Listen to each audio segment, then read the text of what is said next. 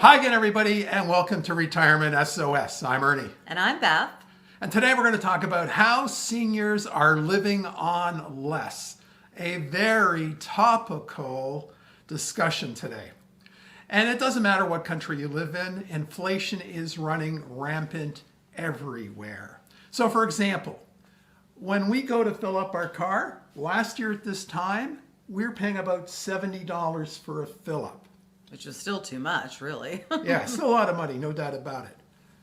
Now, when we go to the gas pumps, I guess what are we paying? Like about just a little bit over $90, I would say. It's crazy. But think about this. It's way better than it was earlier in the year when we were paying over $100. MNP Corporation are one of the largest accounting and financial companies in Canada. And just recently, they released a survey on where Canadians are cutting back. So we're going to answer two questions. What areas are Canadians cutting back on? And then how does that affect seniors? 46% of Canadians are cutting back on non-essentials such as traveling, dining out, and entertainment. In Canada, consumer confidence amongst seniors is the lowest it's been in 14 years.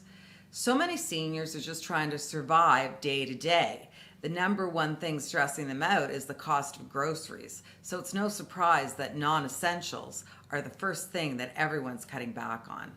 Another thing is this is going to be a lean year for snowbirds, Canadian snowbirds going down south. And many of them like to go to Florida or Arizona. We've gone to Florida on many occasions. Now, we're not snowbirds. And I wouldn't be surprised, and this is just me guessing, that about 25% of snowbirds are going to stay home in Canada. And let's face it, down south in the U.S., renting a place has gone up quite a bit. In fact, I've even heard in some cases rents have gone up as 20% over a year, believe it or not. The Canadian dollar is tanking.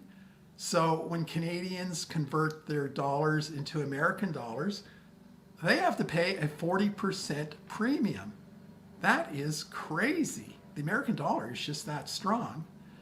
So it doesn't really surprise me that there isn't a lot of discretionary income left over for travel.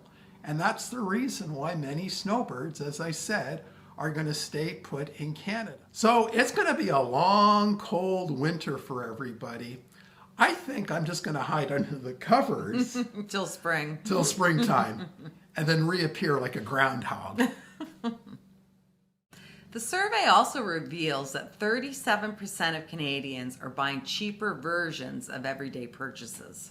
And you know, when we go grocery shopping, we have certainly skewed our purchases to generic, or in Canada, they also call them no-name brands. But the only thing we don't change is ketchup because we need our Heinz. Yeah. Or at least I do. Yeah.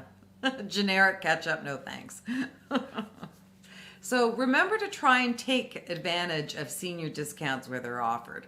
I know in Canada there's quite a few stores that offer either seniors days or pretty good seniors discounts like Shoppers Drug Mart, Via Rail, and Canadian Tire. So that's a really good point to remember. Absolutely. You have to take advantage and help yourself wherever you can.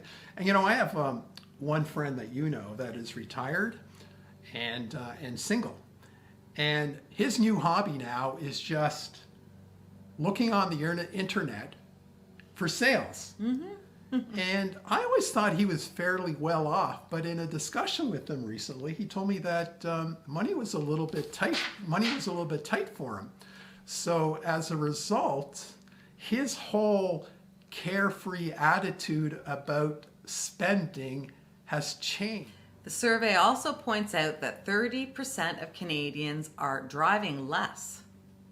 Well, for seniors, that's just a moot point, because when you're retired, and you've seen it with me, I don't drive as much as I used to. I mean, I don't have to go to work anymore. But what I've done, I've got a new strategy because I've been exercising more. So now We have a local plaza that's not too far to walk to. So what I do is I just leave my car in the garage and I walk to the plaza when I just have to purchase a few things. Obviously, if I have to purchase a lot of things, I'll take the car. But the benefit is that you save on gas. You get the benefit of exercise. And really, you're saving money by doing that. Fresh air, exercise, and cost savings.